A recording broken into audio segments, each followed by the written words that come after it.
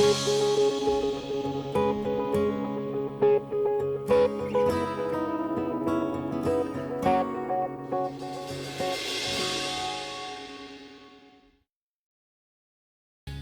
folks, so here we are. Another episode of the Tales of the Wildman with Pebo Wilson. How's it going today, Pebo? Hey, we're doing just lovely. Just lovely. We was discussing about how it is on the road and all. The ups and downs of the road. Ups and downs. Yeah, you have your ups and downs. You have breakdowns. You know, people think you just load up, you go play and all. They don't understand about the breakdowns. You had to call repairs and tows and things like that.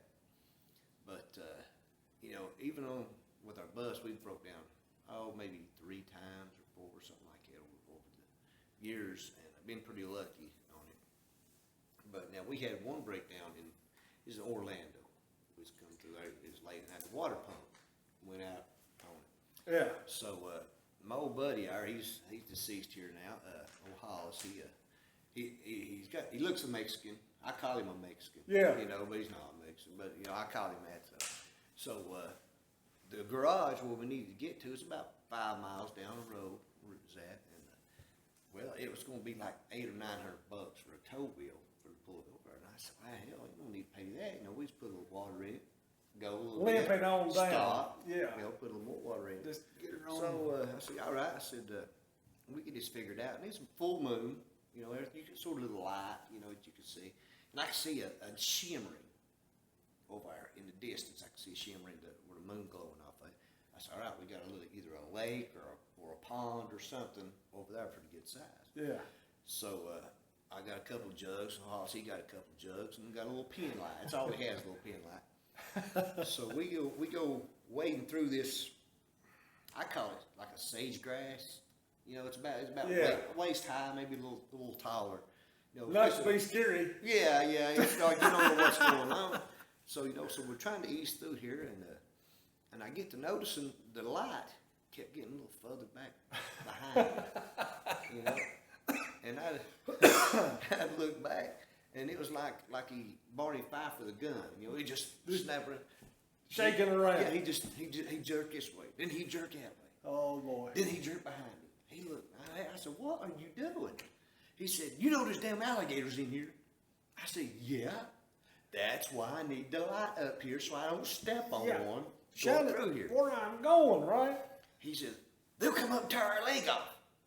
I said, "Bring the light up here so we can move on, you know." Yeah. And so he gets up, then he's right against me. I mean, I'm trying to just ease through this grass, stepping right, and he's pushing against me with his back. Yeah. He's watching behind the whole time. I said, they're not going to come running up behind us. I said, they're going to be in front of us. We're going to get on this, you know. and you could hear a little chirping, like a little baby gator in the distance, you know. So we know that he's somewhere right There's some in here. So we get over and about anywhere in Florida. If there's water, even if it's a mud hole, it's probably a gator. There's a gator. It's just crazy down there. Yeah. And so we get over to the water, and so I've seen Crocodile Dundee so many times. You know, that good looking chick, you know, she reaches down in the water, you know, gonna feel like the canteen up. Yeah, there it goes. Comes out. Well, that's what's going through my mind. So I'm here, I'm pushing that down that water. It's bubbling. Glug, glug, glug. Making all kinds of noise. And there's that light shining over yonder. Shining over there. It just back and forth. Just so fast, I don't see how you can see. I tell you, would you shine that damn light down here in front of me? Right here where I'm about to get eat up. I want a fighting chance. I said, no matter what happens, I want a fighting chance. At least when you'll see it coming. He's I don't know, he's worried. He said, can you do that quieter? Can you do it quieter? I said, if I could, I would. I said, would you like to do it? And I'll hold the light for you. Oh, hell no. Oh, hell no. I ain't getting that water down there. So we got it filled up. And he said, what are you going to do now? I said, you see the bus yonder in the distance? He said, yeah. I said, well, I'm fixing to break and a run to that bus. And I'm going to try to stay on the same trail it was on. He said, okay. He said, what do you want me to do? I said, well, you just want to keep up with me. Let's keep this. He said, with this gun, you know? He said, I ain't keeping up with you. I said, well, Mexicano, you're going to have to roll with it. I said, it's time to do a little gut check and toughen up with you. Do or die. And, of course, he kept getting laid behind him. So, wait. He kept hollering, screaming. I thought he was going to start crying on me. He'd scream, so I'd have to stop. I'd let him catch up. I said, okay. I just said, you all right? I'm having anxiety attacks. I'm panicking. I'm panicking here. So we get on back, get the bus, we limping on through there, and of course, you know, we went and had a shower that day. So the guys, the garage, they didn't have no showers. All hands a water hose. Yeah. So he hung the water hose for us over the little rail in there. So we take this cold shower. Yeah. Out in the, you know, life on the road. 2 o'clock in the morning. You know, going there. But it wasn't cold. It wasn't cold down there. I had to say that. Yeah. But we rolled on, and so we had a little time to kill before a show, and so we got down in between Naples and Miami. Okay. Now they call this Alligator Alley. Yeah, right in the Alligator Alley. Of course, I didn't know it was an Indian reservation. We didn't know exactly where we was at, but we were just killing time, gonna let no traffic thin out and all that stuff. So I said, well, no. I said, I'd like to catch me an alligator. He said, really? I said, yeah. I said, I like to get it and take it back, put it in my pond at the house. You know? I said, I'll let it get so big, then I'll kill it. And eat it. You know? Yeah. He said, okay. He said, well, how you going to do this? And I got to looking around. Well, the only thing we had a bungee cord and had a claw hammer, and then I had a pack of Ritz crackers. I said, okay. I said, I got a plan. He said, you do? I said, I got a plan. I said, yeah. I said, I can handle a bear. It's gators, no big deal. Yeah. So we go out, so we get to beating around on the canal there. Come through. Yeah. We get one come up. He's just got his snout, you know, stinging. And I said, okay. I said, let's throw a Ritz cracker and see what he does. And he just barely gets his mouth out of the water and just gets that cracker. Yeah. That's okay. Right, we got a plan. Now it works. All right, so here we go. So we got a little drop. So it was probably maybe a 1.5 foot drop to the water, a little level there. Come flat, and then there was a guardrail right there. So I lay down on my belly. I get this claw hammer, put it behind my back. So since the family was commercial fishermen growing up, you take it like these big catfish, you know, up to like 200 pounds. You take a big rod or a hammer or something, you pop it right there between the eyes, you stun it. Yeah. And time enough to skin it before it does all the moving and flopping around and stuff. Yeah. So that's what's in my head right there. That's what I'm going to do. Yeah. I'm going to have him, he's going to throw that Ritz cracker out there and just get it closer to me. When he gets close enough, I'm going to pop him between the eyes with this claw hammer, and I'm going to wrap that bungee cord around his mouth, and we're going to wrap that little thing onto the bus. So he's against the guardrail. Can't, you know, it's too tight. He can't get over the guardrail. So he's right against it. I'm laying right against his legs, and then you got to drop off on the water. So he starts pitching that cracker, and he said, I don't know if it's going to work or not. He kept pitching, but it kept getting closer. Yeah. He pitched another cracker, and I said, here we go. I said, give me one more. I said, drop it right in front of me.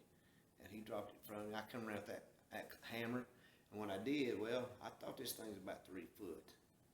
Well, he wasn't no 3 foot. He was about 11 foot. Oh, so he comes shooting out of that water right there, and I thought about lost my arm. So I tried to roll back. He caught his lower chin right here on that little bank.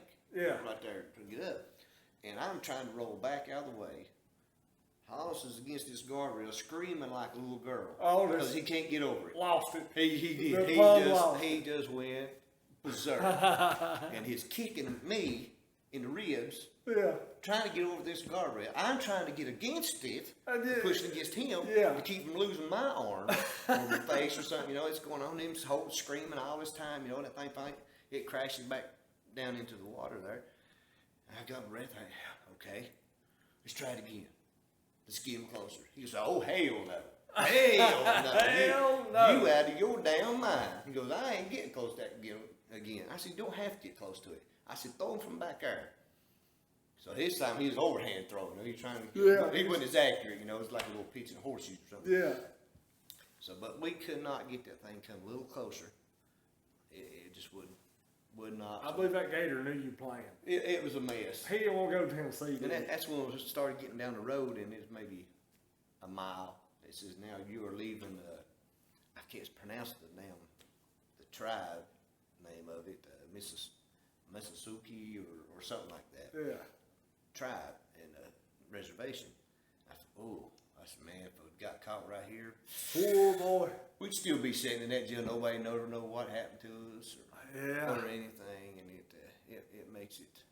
And all you was trying to do was get some gator meat. All I wanted was a gator just to save him. Just to eat him in Tennessee. Yeah, a little fresh water there, Just, yeah. Just clean him out. Ain't nothing like some good gator taste. I like gator. I love gator. That's good eating right there. I love it. Good tender and all. Yeah. It's good in Nashville. If you do go to Nashville, yeah. Now, there is some good gator in Nashville down there right next to the Palace. Yeah. Palace on it. It is real good. It is. But, things like that happen. They do. It happens on the road all the time, breaks down. So sometimes you have to improvise when you're a redneck.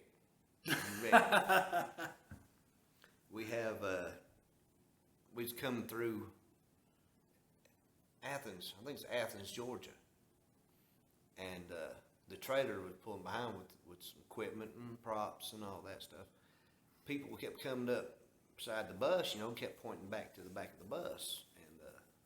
And the driver, Tracy, I think Tracy was driving then, he could figure out. So I told him, hey, just pull over on his shoulder. Let's see what's going on. Yeah. So I walked back there. Well, the damn tongue of the trailer had buckled. Oh. All the way we had it in front of it, and we was dragging the trailer. Dragging it, yeah. So I said, well, we got to think quick because we still like about 7 or 8 hours to get to the house. And so there was some construction going on.